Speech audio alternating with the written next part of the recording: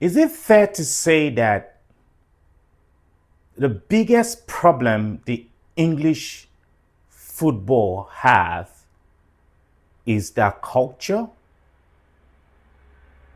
We want to use the word like challenge, issues, whatever adjective you want to use. The question has to be asked as to what is the biggest challenge holding back the British national team. Why don't you join me and let's have a quick, sensible, and in-depth analysis of this issue of the British culture and their mentality. Let's talk about it together. Hey guys, welcome back to the channel. Please do not forget to like, share, subscribe, and also turn on the notification button so I get an update each time I go on live or share a new video. Let's get into it together. So here we go. I started with the video by asking what the biggest challenge is to the British national team. And every country have a DNA. Well, maybe not all. I cannot tell you what the DNA of Nigerian football is right now. Before I could tell you, in the likes when Olise was still playing, Babangida, Okocha, Kanu were still playing, Babayaro and all this great, Philly George. I could tell you what our culture of football was, but now I can't. But we're not talking about Nigeria now. We're talking about England at the moment because of the way they lost to Argentina. If I ask, what is the culture or the DNA of Argentines, you could tell me the way they play. We famously call the Brazilians the Samba boys, and the Germans, you could tell right now the Germans have kind of lost identity as well. Spain is easier, tiki-taka, returning of the possession. France, we thought we knew, counter-attacking team. I'm talking about the big boys right now. Portugal, I can't. You could tell that any team that does not have an identity is losing. But I just feel like 60 years it took for England to get to a semi-final. 60 years. 60 good years. It took for England to get to a semi-final of a World Cup. They have not won a major trophy in 60 years. The home of the Premier League. That says a lot, right? That is something that the media, the people, the federation, the FA should just take a step back and ask themselves, what are we getting wrong? Is the culture wrong? Do we have an identity? Do we have a DNA? Because you have multiple coaches. You just had Thomas right now as your coach, a Champions League winner. People say it was a fluke. I don't believe it was a fluke. He's a very good coach and he won it very well with Chelsea. He didn't do so much well at PSG when he was there. But that is, by the way, you've had Capello as your coach. You have Scolari, I believe so, the Brazilian coach. If I'm not pronouncing that correctly, forgive me. So you've had world-class coaches. You had Gareth Southgate. I don't think he's a world-class coach, but hey, I'm just trying to give you the name of coaches that the British team have had during the process of the 60 years. That's just many of the few names that I can remember right now. And it just turned out to be the same story over and over and over again. Round of 16, quarterfinals, they pushed the envelope a bit and they got to the semifinals. When you expected them to step up to the plate, they didn't. When you expected them to put on their big ball pant, they crumble under pressure. Blame the coach all you want. Do I think that the coach substitution was to blame? I totally agree. Thomas he thought what he did against Norway could work against Argentina. But you should have read the profile of the team, because the Argentines are way better, not better per se, but they play with so much passion and they have an X factor, which is Messi. I think they were dirty in the game against England. They came with a game plan and England fell to it. They wanted to frustrate them. You know, we could talk about the referee and the fact that Anderson was the first player to get a yellow card with a foul on Messi. Yes, that was a yellow card offense. But before that time, there were fouls on Anderson that I felt was worthy of a yellow card. And if the referee had given the Argentine players 2 to 3 yellow cards in the first half, it would have stopped the antics. But he chose not to. And the person he gave the first yellow card to was the England player. Let's say all that is true and the referee or the official had their thumb in the scale when it comes to yellow card. Now, there wasn't much controversy, the goals of VAR coming in, but the fouls were a big factor, in the overall scenario of the game. Let's put that aside and let's look at the mentality and the culture of the British team and the fact that they have no identity. The Premier League is considered the best league in the whole wide world, the most watched league in the whole wide world, where numerous teams have been successful, from winning the Champions League multiple times compared to other leagues, apart from maybe, let's look at the top 5 league. Let's look at France. France, I think Marseille won it in a long time that I can't even remember. Then PSG now are winning it again for the second time back to back, which is historic to say the least. And I'm talking about the French league now. Now let's go to, I don't know, Ajax won it as well. I'm sure, Ajax did win it. I don't know which year they won, but Ajax has won it. And PSV and Ajax, those are the top 2 teams in Holland.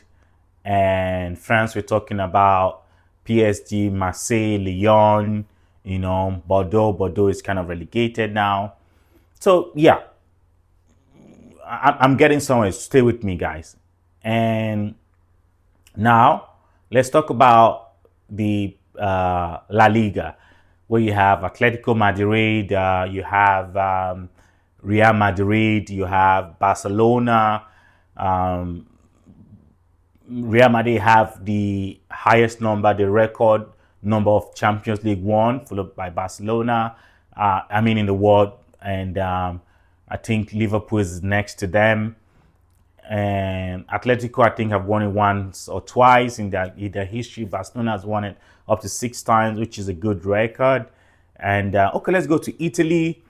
We can talk about Inter Milan winning it, Juventus winning it, and we're talking about AC Milan. Those are the 3 best league team in Italy that have won the Champions League before. Now we get to the Premier League, where Chelsea has won it, Man United have won it, Liverpool has won it, Arsenal, have they won it? Yeah, I don't think they've won it. I don't have those facts in front of me, but they are forced to reckon with. Man City has won it. Look at it, how many team I've just mentioned. Man United have won it. 6 teams, and I could only mention two top teams in Spain, which is Atletico, Barcelona, and Real Madrid. Inter Milan in Italy with AC Milan and Juventus in Italy. In Netherlands, we're talking about PSV, Feyenoord, and Ajax. France, we're talking about Lyon and Marseille and PSG. Forgive me, I forgot Bayern, Dortmund, Leverkusen. Bayern has won it as well. They're one of the best team in Europe last season. Second after PSG. Bayern was one of the best team. So when you look at all this stuff and you look at the fact that the English team has produced or is the most watched league in the world, and the fact that they have by all means been able to create great atmosphere and play, and still they fail in the national stage. What should we attribute that to? It's not down to the fact that the league is not competitive. The best players in the world do play in the league. Well, not at the moment though. There's none of the players in the Premier League right now. Maybe Holland, my bad, could feature in the top 5 players in the world right now. They're all playing either in Spain or Germany at the moment. We're talking about Olise, Kane. So when you look at all that, I come to the conclusion that the media and the expectation and the way the players have been treated is the major reason why the English will continue to fail. Is the reason why they failed and we continue to fail. If they don't stop treating these people with a kid glove. The media want to sensationalize things. Look at the crazy kerfuffle between Jude Bellingham and Thomas, the coach. The question that was asked, the journalist has the right to say to ask the question, but context was lacking. And it became the story for 2-3 days. Everyone wanted to get into the occasion and talk about it. Instead of the historic victory that they just won against Norway, the question became the headline. Everybody were chasing headline. The English team players sometimes becomes too overhyped, overpriced, overpaid. And there's no hunger to just give yourself to the team, to the country itself. I'm not questioning their patriotism. I have no right to do that, but I just don't understand why they cannot just give their all when it comes to the national team. You could see the Argentine, they wore the country on their sleeve. You could tell that from the beginning of the game, the passion, the hunger, the desire to dive on that pitch for the national team. I didn't see that among the English team. They were tired. Yes, the tactical decision was stupid, but these are world-class players that could take the game to the Argentines, and they just collapsed in 10 minutes. 10 minutes. You led a goal to 1, and you did not have the mental strength to be able to hold on. I feel like the British players themselves need to hold themselves accountable. Are you top class or not? Do you achieve a certain kind of wages or status and you just relax? Is that what matters? Jude is a world-class player and you could tell he was hungry. Kane, incredible. He put everything on the line. Spencer, man of the match that day. James went down injured, but you could tell. But the rest of them were just ordinary. Pickford, amazing. Yes, he's a blunder-prone goalkeeper, but yes, you could tell he wore the national, like he was willing to give it all. I don't talk about Rice and Anderson. Yes, I just feel like they were not offering enough. They were just too casual. It wasn't a do or die affair. It wasn't like I'm here to die for this country. I'm here to play my heart out. I don't care what the stupid substitution the coach makes. I just want to give everything. When Messi gave the ball to Fernandes, you don't need a coach to tell you to come close the ball down. You need to go and close the ball down yourself and put yourself, your body on the line. You had so much space to take the shot. So much space. Even an amateur player will have done the exact same thing Fernandes did. And you gave Fernandes that level of space, he's going to punish you. So I know that this video is coming like 2 days late. You know, the game was played on Wednesday and today's Friday. I'm just making a video to do a recap of the game. Yes, the reason why is because I just wanted to like put my emotion in check because I did wanted England to win the game. I was rooting for England and I truly love the country, England, you know, but they failed. The coach, the media, the player, they all failed. So the FA need to re-examine the nature and the culture of English football. If they don't, they'll keep failing. They don't have a strong mindset. They don't have a do or die mindset on the pitch. When they play for their club side, they are different from when they play for the national team. And that's a disgrace to see. It's a disgrace. I'm just ranting, guys, because it was disappointing. Anyway, let me know what you think in the comment section. Do you think I'm right? Do you think I'm overdoing it? Do you think I'm being too critical of the players? Do you think I am